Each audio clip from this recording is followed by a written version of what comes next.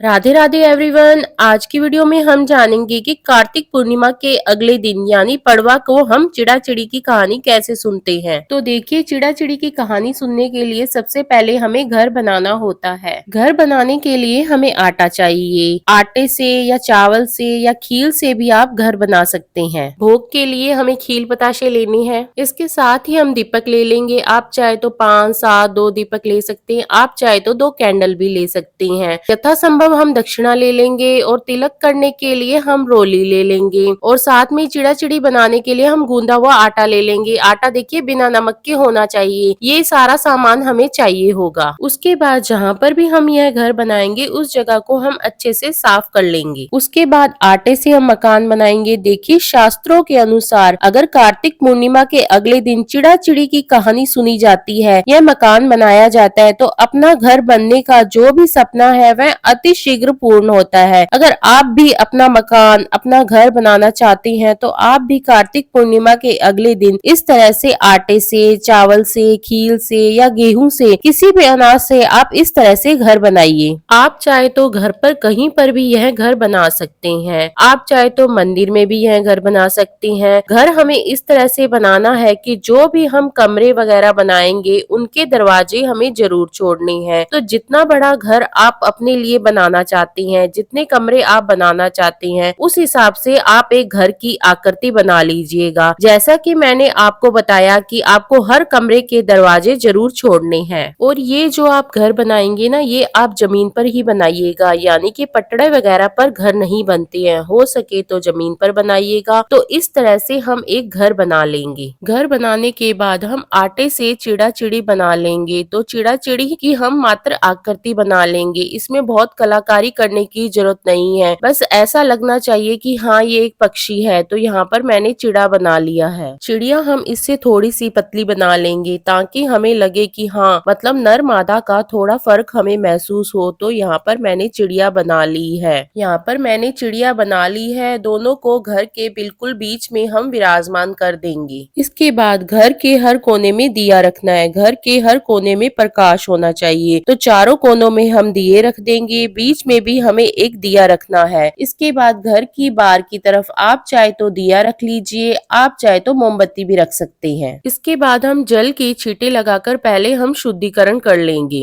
उसके बाद जितने भी दिए हमने रखे हैं सभी को हम जला लेंगे और हाथ जोड़कर प्रार्थना करेंगे, हे भगवान, हे हरि, आज मैं आपके निमित्त पूजा कर रही हूँ। आप मेरे मकान बनाने की इच्छा को अति शीघ्र पूर्ण करें और मेरी गलतियों को क्षमा करें। इस तरह से पूजा का संकल्प करने के बाद चिड़ा चिड़ी को हम वस्त्र स्वरूप कलावा समर्पित कर देंगे। अब हम रोली से तिलक करेंगे। जो चिड़ा चिड़ी हमने बनाए हैं उनको भी हम रोली से तिलक कर देंगे। जो दिए हमने जलाए हैं उनको भी तिलक करेंगे। इन सभी का हम पूजन कर देंगे। फिर अक्षत यानी कि चावल समर्पित कर देंगे। इसके बाद हम फूल समर्पित करेंगे। घर के हर कोने में हमें एक एक फूल जरूर रखना है। अगर आपके पास ज्यादा फूल है तो आप ज्यादा भी रख सकते हैं। अब हमने घर को सुंदर सा फूलों से सजा दिया है। भोग के रूप में हम खील पताशे समर्पित कर देंगे। घर के किसी भी कमरे को हमें खाली नहीं छोड़ना है। सभी में हमें खील जरूर रखनी है क्योंकि ये धन का प्रतीक होता है। और चिड़ा चिड़ी को भी हम खील पताशे का भोग समर्पित कर देंगे। इस दिन दाल चावल की खिचड़ी का दान करना बहुत ही शुभ माना जाता है। आप चाहे तो दाल चावल की खिचड़ी बनाकर भी समर्पित कर सकते हैं या साबुत दाल चावल भी आप समर्पित कर सकते हैं। इसके बाद फिर हम यथासंभव दक्षिणा समर्पित कर देंगे। फिर हम 1 लोटा जल समर्पित कर देंगे। इसके बाद हम चिड़ा चिड़ी की कहानी सुनेंगे। तो थोड़ी सी खिचड़ी अपने हाथ में लेकर कहानी सुनेंगे। कहानी का वीडियो आपको अलग से मेरे चैनल पे मिल जाएगा। कहानी सुनने के बाद थोड़ी सी खिचड़ी हम चिड़ा चिड़ी को समर्पित कर देंगे। थोड़ी जल के लोटे में डाल देंगे। बाकी जो खिचड़ी हमने दान की हुई खिचड़ी है उसी में हम रख देंगे। इस तरह से हमारी चिड़ा चिड़ी की कहानी पूरी हो जाएगी। कहानी पूर्ण होने के बाद हाथ जोड़कर पूजा में रही कमियों के लिए क्षमा याचना करेंगे और अपनी मनोकामनाएं पूर्ण करने के लिए भगवान से प्रार्थना करेंगे। इसके बाद जल के लोटे को हम सूरज देवता को अर्घ दे देंगे। जो भी हमने खील बताशे का प्रसाद चढ़ाया है ये हम परिवार के सदस्यों में बांट देंगे। जो खिचड़ी का प्रसाद हमने चढ़ाया है, जो दक्षिणा है, ये हम दान कर देंगे। आप चाहे तो किसी पंडित को भी दान कर सकते हैं या आप चाहे तो किसी गरीब को भी दान कर सकते हैं। अगर आप किसी को भी दान कर रहे हैं तो इतनी खिचड़ी जरूर होनी चाहिए कि किसी का एक वक्त का खाना बन जाए। अब देखिए, यह कहानी आपको कार्तिक पूर्णिमा के अगले दिन पड़वा को सुननी है। आप चाहे तो सुबह इस तरह से मकान बना के आप कहानी सुन सकते हैं, या आप चाहे तो शाम के समय भी सुन सकते हैं। आप चाहे तो ये कहानी आप अपने घर पे सुन सकते हैं, या आसपास कोई मंदिर है वहाँ पर भी सुन सकते हैं। इसके बाद जब आपको पूजा किए हुए 4-5 घंटे हो जाए, यानी सुबह पूजा की है तो शाम